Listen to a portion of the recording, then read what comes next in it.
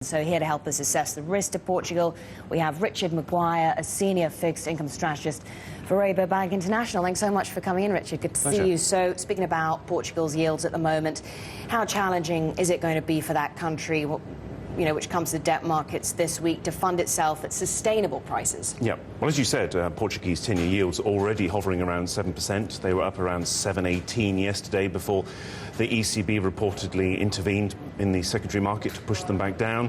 We have an auction tomorrow. Portuguese officials themselves have admitted that anything north of 7% is unsustainable. It seems highly likely that you will get an auction result with an average yield in excess of 7%, and if so, that will ring alarm bells for the market and will be seen as a rubber stamp to speculation that Portugal will need to tap the bailout fund. And it's not just the actual yields, it's insurance costs that are rising as well. When you look at the numbers, how imminent could a bailout be? Well, Portugal has a big redemption profile coming in April. They need to refinance more than 9 billion euros worth of debt in that month. So any bailout has to come really within a matter of weeks, or at least the first steps towards a bailout have to be taken very soon, because it takes 3 to 4 weeks before the money can actually be committed. Portugal not the only country coming to the debt markets this week. What are you looking for in Spain's bond auction? Well, Spain's interesting, and obviously, if Portugal is seen as being necessitated to tap the bailout fund, then Spain is the next man standing.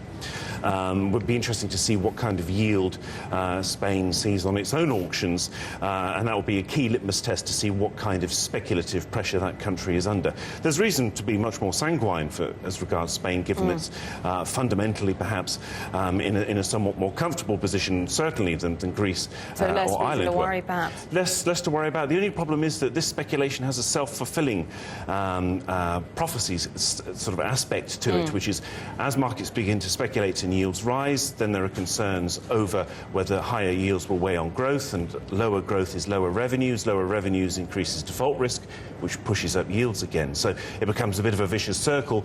You need some kind of circuit breaker, and to date, the circuit breaker has been access to the bailout funds. So tell me a little bit, you speak about this self-fulfilling prophecy, this vicious circle, Richard.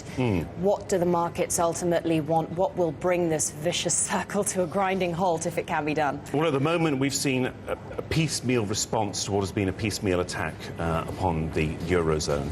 I suspect that what the markets are pushing for is either some kind of fiscal centralisation or greater fiscal centralisation within the Eurozone, or a Eurozone in a more diluted form, i.e. certain of the weaker members are forced to leave the currency union. The former, I think, is much more likely than the latter, given the considerable degree of political capital that's been invested in the project. But going forward, I think, given the political constraints that the region's politicians, particularly in Germany, face as regards funding the periphery, they're going to continue to be reactive rather than proactive. They're going to need their hands to be forced before they stump up the funds to help these weaker countries. I just want to put one bit of an analyst note to you, if I may. Interesting from Morgan Stanley, saying that policy responses in Europe in the past year have been cancerous. So when we look at the prospect of the bailout fund possibly being expanded, particularly if we see that countries like, I don't know, Spain, Italy, trouble spots.